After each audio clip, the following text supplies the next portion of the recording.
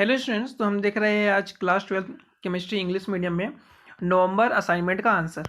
ठीक है, तो इसमें हम पहला क्वेश्चन देखते हैं कि noble guys have comparatively large atomic size, मतलब नोबेल गैस का साइज जो होता है वो बहुत ज़्यादा बड़ा क्यों होता है। इसका आंसर यहाँ पे आपको मिलेगा इस तरीके से। ये फर्स्ट का आंसर। इस आंसर में मैं आपको बताना चाहूँ, अगर एक्सप्लेन करना चाहूँ तो क्या होता है ये एक होता है वांडर वाल रेडियस, एक होता है कोवेलेंट रेडियस। जो वांडर वाल रेडियस होता है वो कोवेलेंट रेडियस से ज़्यादा साइज उसका इंक्रीज होता है वांडर वाल रेडियस का, क्योंकि जो नोबेल गैसेस होती है उसमें वांडर वाल रेडियस होता है, वांडर वाल से बॉन्ड होता है तो वांडर वाल रेडियस भी होता है, जिस कारण उनका जो साइज है वो काफ़ी ज़्यादा बड़ा होता है। ठीक है, ये लिखा है इसके आंसर में, आप यहाँ से आंसर नोट कर लीजिए। देन सेकंड क्वेश्चन क्या था हमारा? सेकंड क्वेश्चन था सी डाइवर्स। हाँ ठीक है, ये था कि जो सी डाइवर्स होते हैं, मतलब जो गोताखोर जो समुद्र में गोता लगाते हैं, अब जो वो अपने साथ जो पीठ में सिलेंडर बांध के ले जाते हैं उसमें हीलियम और ऑक्सीजन ये यूज किया जाता है, लेकिन पहले क्या करते थे, पहले नाइट्रोजन और ऑक्सीजन गैस यूज करते थे। तो उसको हटा के हीलियम और ऑक्सीजन क्यों यूज कर रहा, तो इसने बताया गया है कि जब भी समुद्र के नीचे हम जितनी ज़्यादा गहराई में जाते हैं, जो प्रेशर होता है वो हाई होते जाता है। प्रेशर हाई जब होता है तो नाइट्रोजन जो होता है वो हमारे ब्लड में डिजोल्व हो जाता है।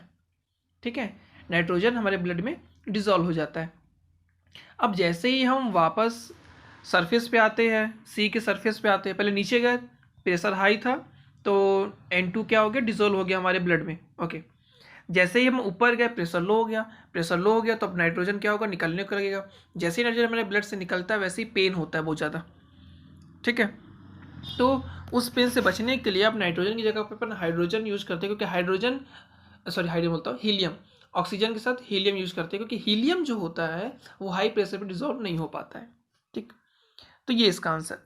सेकेंड क्वेश्चन पूछा है कि write down the name, structure, formula, oxidation state and order of acidic state.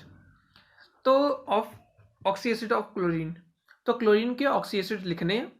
तो क्लोरीन के ऑक्सी एसिड में हम पहले तीन चीज लिखते हैं, name, formula, oxidation state. Name है हाइपरक्लोरस एसिड, फॉर्मूला है HCHO+1। Then chlorous acid HClO2+3, chloric acid HClO3+5, perchloric acid HClO4+7। तो इस प्रकार से काफ़ी ज़्यादा इंपॉर्टेंट क्वेश्चन है ये एग्जाम के पॉइंट ऑफ व्यू से भी। ठीक, तो इसके 2 पॉइंट और बच गया, क्या स्ट्रक्चर बच गया इसका, और बच गया इसका एसिडिक स्टेट। तो स्ट्रक्चर देखते हैं, ये दो ठो की स्ट्रक्चर है, HClO और HClO2। ठीक है, यहाँ से स्ट्रक्चर को नोट कर लीजिएगा।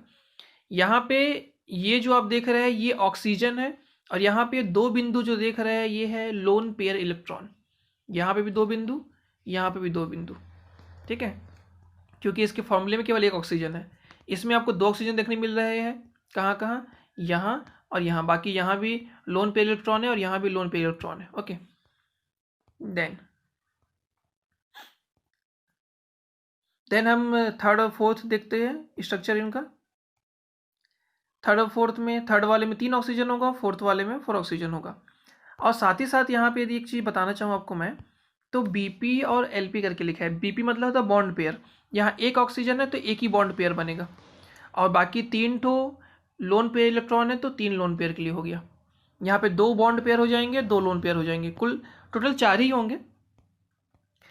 देन यहाँ पे बॉन्ड पेयर 3 हो गया, देन फिर लोन पेयर 1 हो गया। ये चौथे डायग्राम में बॉन्ड पेयर 4 हो गया और लोन पेयर 0 हो गया। ठीक है, और ये पांचवा पॉइंट इसका जो एसिडिक स्ट्रेंथ था, एसिडिक स्ट्रेंथ सबसे ज़्यादा होती है वो HClO4 की होती है, उससे कम HClO3 की, उससे कम HClO2 की। अच्छा, ये बाय मिस्टेक यहाँ पे किसने मैंने जिससे लिखवाया उसने यहाँ मिस्टेक लिखा है, ये HClO है, यहाँ पे I लिखाया, ये I मत बनाइएगा, ये I नहीं है, ये L है। ठीक है, HClO। ओके, देन नेक्स्ट हम आते हैं इसमें क्वेश्चन नंबर 3 की तरफ बढ़ते हैं। क्वेश्चन नंबर 3 बोलता है डिस्क्राइब ऑस्टवर्ड मेथड। ऑस्टवाल्ड मेथड में क्या करना है, डिस्क्राइब करना है इसको, हमको बताना है कि हम नाइट्रिक एसिड कैसे बना सकते हैं और उसका एक डायग्राम भी शो करना है। तो नाइट्रिक एसिड बनाने के लिए ये है ओस्टवाल्ड का answer Ostwald method theory and equation. ठीक है, इसमें हम क्या करते हैं, इसमें अमोनिया लेते हैं, उसमें ऑक्सीजन गैस मिलाते हैं, तो हमको यहाँ पे नाइट्रिक एसिड प्राप्त हो जाता है। इस नाइट्रिक एसिड को यदि हम आगे चल के ऑक्सीजन से और रिएक्ट कराते हैं तो फिर से नाइट्रोजन डाई एसिड बनाता है। अब ये जो नाइट्रोजन डाई एसिड होता है ये रिएक्ट करता है जल के साथ। ठीक है, और जैसे ये जल के साथ रिएक्ट करता है वैसे ही ये बना लेता है HNO3।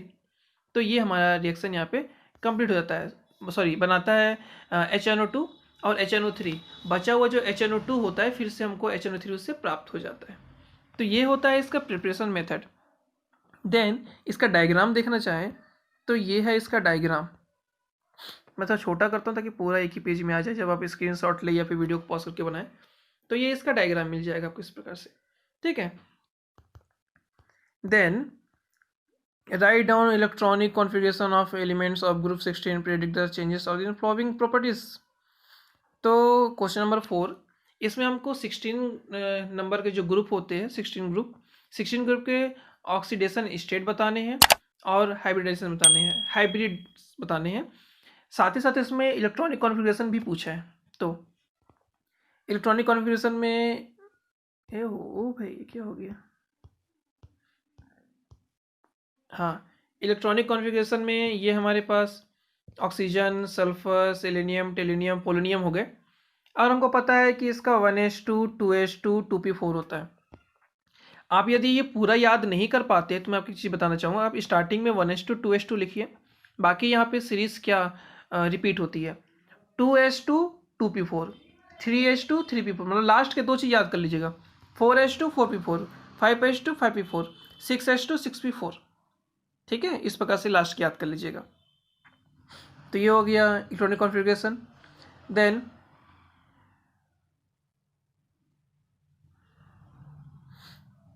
Oxidation state. तो ऑक्सीडेशन स्टेट में क्या होता है कि जो मोस्टली इनका जो ऑक्सीडेशन स्टेट होता है वो -2 काफ़ी स्ट्रांग होता है, उस समय पाया जाता है। बाकी ऑक्सीजन के अलावा बाकी भी जो एलिमेंट है, अच्छा प्लस, हाँ सॉरी, तो बाकी जो एलिमेंट्स है ऑक्सीजन के अलावा चूँकि उनमें डी ऑर्बिटल होता है, क्योंकि डी ऑर्बिटल होने के कारण उनके पास +2, +4, +6 ये वाली भी ऑक्सीडेशन स्टेट होती है। यही लिखा है इसके ऑक्सीडेशन स्टेट में। हाइब्रिड्स एलिमेंट में, हाइब्राइड्स में क्या है कि सॉरी हाइब्राइड्स बोलते हैं, हाइड्राइड्स में क्या है कि ये H2X प्रकार का बनाते हैं, मतलब H2O या फिर H2S या फिर H2SE, इस प्रकार से ये पूरे बनाते हैं। तो ये हाइब्राइड्स में है।